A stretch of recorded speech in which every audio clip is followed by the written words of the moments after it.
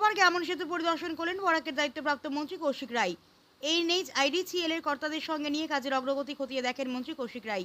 বরাক উপত্যকার সঙ্গে একমাত্র যাতায়াতের সংযোজনকারী গ্যামন সেতু গত 21শে মে মেরামতি করার জন্য ভেঙে দেওয়া হয়েছিল। তারপর থেকেই NHIDCL এর আওতায় মেরামতি অব্যাহতি রয়েছে। এ যাবৎ প্রায় 50% কাজ সম্পন্ন হয়েছে বলে জানান NHIDCL এর জেনারেল ম্যানেজার গৌরাঙ্গ দেওঘরে। প্রতিবেদকের এক প্রশ্নের জবাবে মন্ত্রী কৌশিক রায় জানান, যথাসময়ে অর্থাৎ আগামী 20 জুলাই পর্যন্ত কাজ শেষ করার আশ্বাস প্রদান করেন।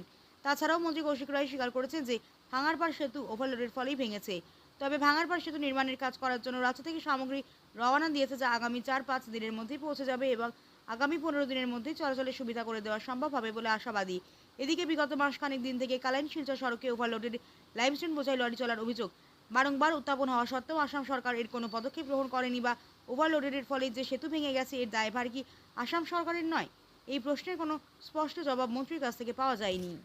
একদিকে তদন্ত, কিন্তু সঙ্গে সঙ্গে মানুষের যাতে অসুবিধা না হয় জিনিসপত্রে, বিশেষ করে আজকের দিনে এই রাস্তা দিয়ে মেঘালয়ের শাকসবজি ইত্যাদি বিভিন্ন জিনিস আসে, সেগুলির যাতে মূল্য বৃদ্ধি না হয় সেই জিনিসগুলো এতদিন যে এই ব্যাপারে সিন্ডিকেট চক্রের কাউকে কি পুলিশ তদন্তের আওতায় আনা হয়েছে? তদন্ত সম্পূর্ণ হবে, আর তারপরে তদন্ততে যাদের যাদের ব্যাপারে রিকমেন্ডেশন থাকবে প্রত্যেকটা ব্যবস্থা যাতে গ্রহণ করা হয়। ইতিমধ্যে জেলা আয়ুক্তকে মাননীয় মুখ্যমন্ত্রী মহাশয় নির্দেশ দিয়েছেন যাতে আমরা প্রত্যেক ভবিষ্যতে যাতে শুধু এই ঘটনা নয়, ভবিষ্যতে যাতে এই রকমের কোনো ঘটনা ওভারলোডিংয়ের জন্য, রাশ ড্রাইভিংয়ের জন্য বা যেই কোনো কারণে যাতে না ঘটে সেটার জন্য নির্দেশ। এতদিন যে কোনো নির্দেশ দেওয়া হলো না বা তদন্ত হয়নি, এটা কি দায়ভার আসাম সরকার নেবে?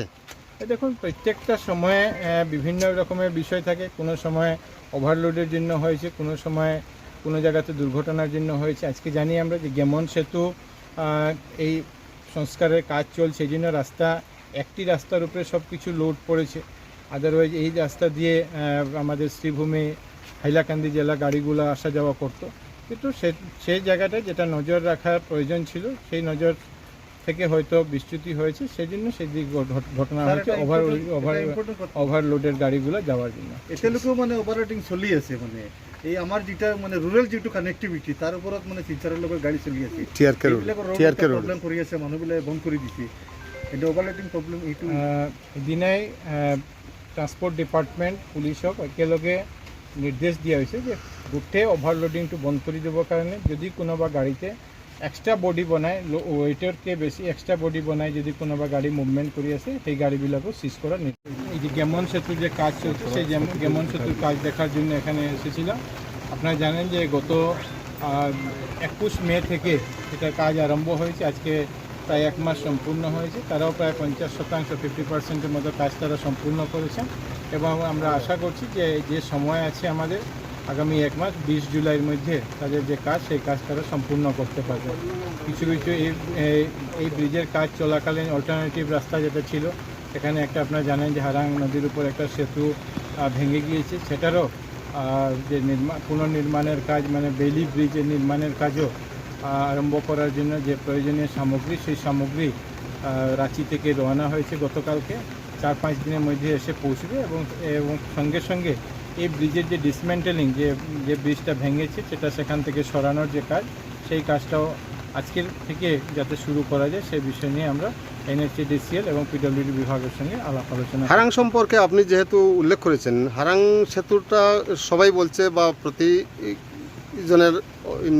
প্রতিজনের কাছে যে অতিরিক্ত ওভারলোডের জন্য, এটার সম্পর্কে আপনার অভিমত কি? নিশ্চিতভাবে আমরা যখন ব্রিজ দেখেছি, ব্রিজের উপর আমরা 2টা ট্রাক দেখেছি, যে ট্রাক 2টা সেই ব্রিজের উপরে ব্রিজ ভাঙার সময় 2টা ট্রাক সেখানে ছিল, যেটা 2টা ট্রাককে তোলা হয়েছে।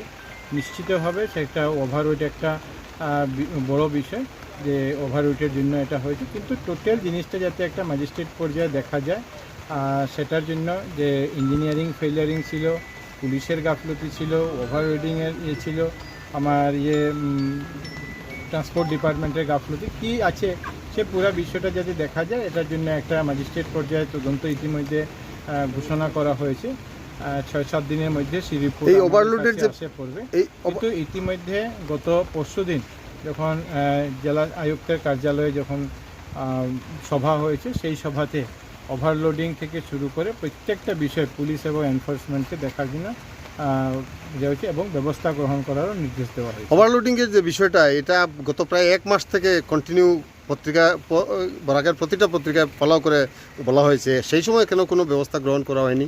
দেখুন, ব্যবস্থা গ্রহণ করার ব্যবস্থার জন্য বলা হয়েছে কিন্তু হয়নি, কিন্তু একটা ঘটনা ঘটার পরে সবের সেই প্রত্যেকটা জিনিস চোখের সামনে এসেছে এবং এই জন্য আমরা জানি যে সেখানে 40 টনের একটা ম্যাক্সিমাম লিমিট দেওয়া হয়েছিল, কিন্তু 40 টনকে ওভারলুক করে সেখানে 70 টন 60 টন এরকম গাড়ি সেখানে পেরিয়ে গেছে। সঙ্গে সঙ্গে যারা পুলিশের সেই জায়গায় দায়িত্বে ছিলেন, যাদের উপরে নজরদারির দায়িত্ব ছিল, তাদেরকেও সাসপেন্ড করা হয়েছে।